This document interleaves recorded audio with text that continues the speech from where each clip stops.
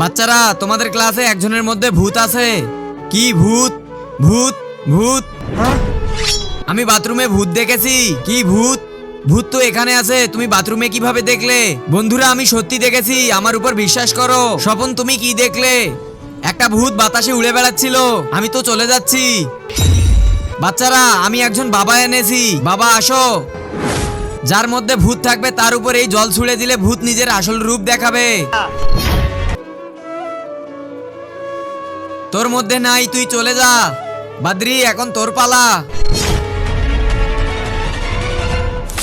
তোর মধ্যে ভূত নেই, যজ্ঞা তুই আয়।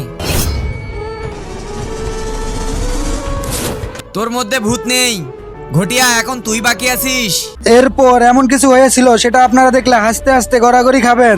তার আগে তুমি যদি তোমার মাকে ভালোবেসে থাকো তাহলে চ্যানেলটিকে লাইক সাবস্ক্রাইব করে কমেন্টে আই লাভ ইউ মা লিখে যাও। আর যদি না করো তাহলে বুঝবো তুমি তোমার মাকে একটুও ভালোবাসো না। স্যার, আমি তো ভূত নই। চুপচাপ দাঁড়িয়ে থাক, জল দিলেই এখনই বোঝা যাবে আছে না নাই। বাবা